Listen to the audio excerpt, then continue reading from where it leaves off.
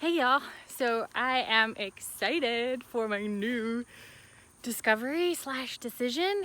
Like, you know those full-on garden tour videos that I haven't been doing all summer long because they get long, I get tired, the editing, oh my God, that it's just like, it just can't happen. So I'm gonna do spotlight tours, just a garden a day, a garden bed a day, and just update you. And I think I'm gonna name all the garden beds. I even like know in my head which one I'm picturing, but then how do you write it down on a piece of paper? So I'm gonna name all my beds.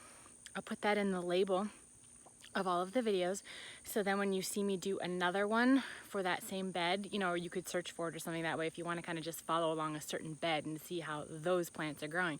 I think that's going to be so cool, right? Then you don't have to spend 45 minutes watching one video. You can watch 10 minutes here or there, you know, and then target the beds you want that you saw. That was exciting what she was growing. I wonder how it turned out, right? So that's the plan. So that all being said, we are heading over to the hunting grounds for the first bed that I am going to feature in my new little spotlight videos.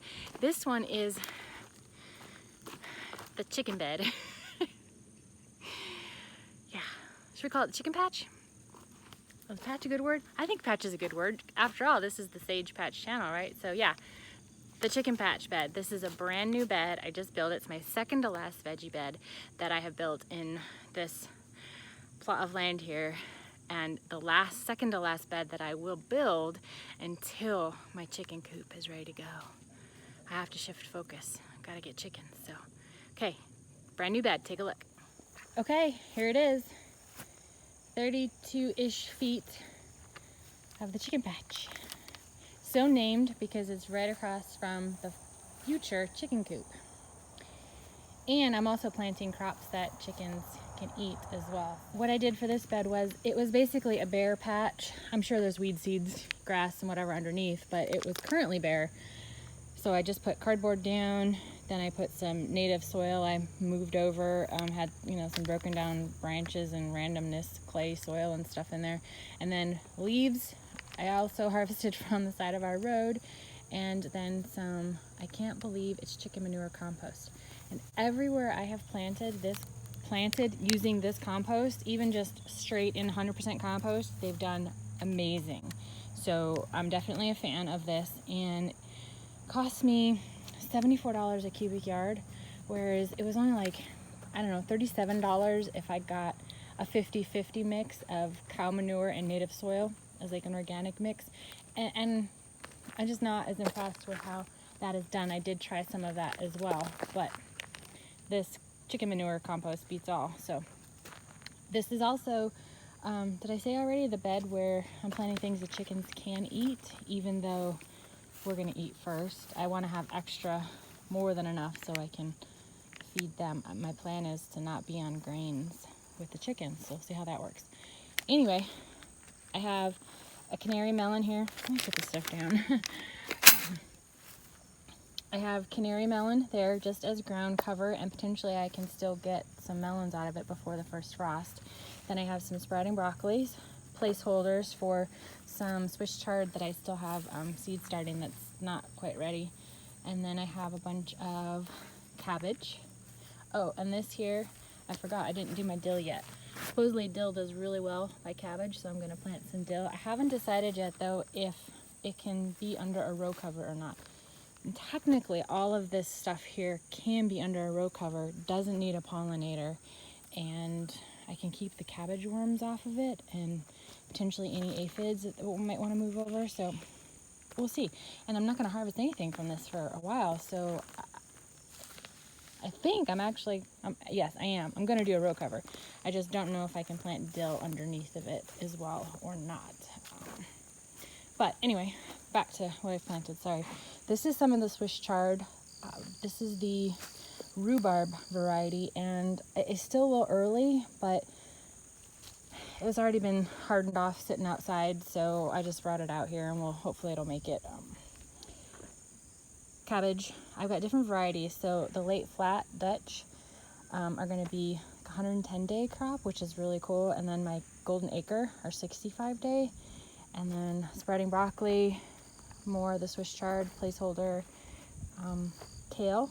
This is a fringed frill. I have to look it up. I'll post it. This is a new variety of kale for me. I'm excited to try it. Look at those cool leaves. I think it just look like for decoration purposes too. I think it just looks kind of neat, you know, so I'm happy to try that one.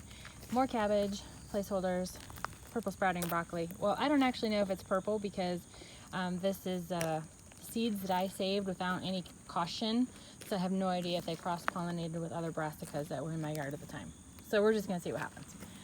But yeah, then more cabbage, cabbage, purple sprouting broccoli. Back to the melon. So I'm gonna plant, like I said, the Swiss chard there, and then I'm also gonna fit in some leeks along some of these, especially by the, you know, longer going cabbage, and then maybe by some of this broccoli, and then at the ends and stuff, I'm gonna put some leeks in. They'll be good pest repellent as well.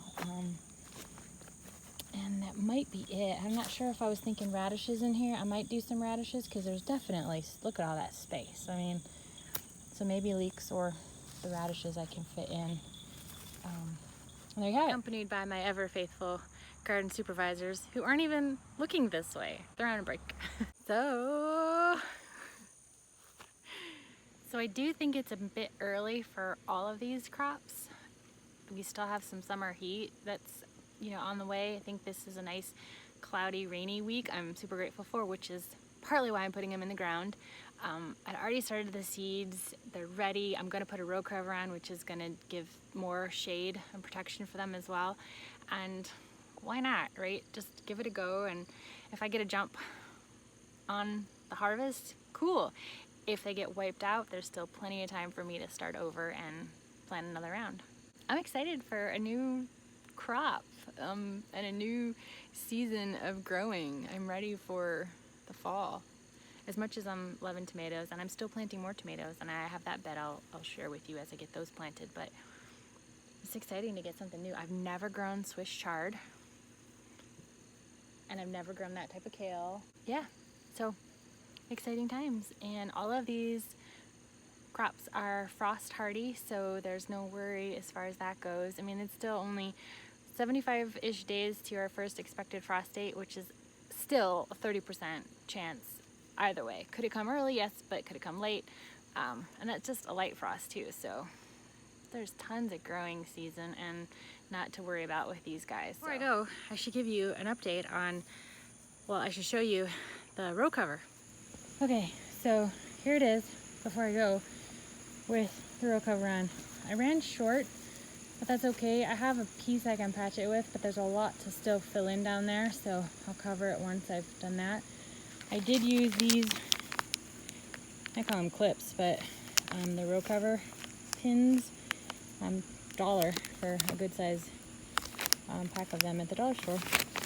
I did decide, well, I put these logs here too for the dogs because we'll see if it works. It's been working on all the other beds. You just kind of want to tighten the edges of it. Oops, I'm tearing it. To try and keep, you want to try and keep this down, so I bunched it, the corners. And then I only used the rocks and the log there so that I can lift it when I put the other seedlings in here. But you water right on top of it, and you leave a lot of gap in it so that the plants can grow up right underneath the cloth, and you don't have to keep, you know, adjusting it. So in theory, that's how it should work, and it'll actually keep a lot of the bugs off. They can still crawl under, but it's definitely a deterrent. So you just try and keep it as taut as you can between there while still allowing all the looseness in the center. So, and it should hold up for the wind as well too, if you've got it, you know, as flush as possible down there, within reason, of course. So there you have it. This is as she is for right now, the chicken patch. Stay tuned for the next video. I will give you an update on the chicken patch bed. I hope these shorter garden spotlight videos are good for you, because I really think they're going to be good for me. I'm already excited about it. Just one bed to edit, one bed to talk about. I can handle that. And I didn't get me stuck outside long enough. Now the rain starts and now I have to pause the video, or now it's too hot because out and I'm too hot to finish, you know, so this is all good, right? You will see me in the next video, and until then, happy growing.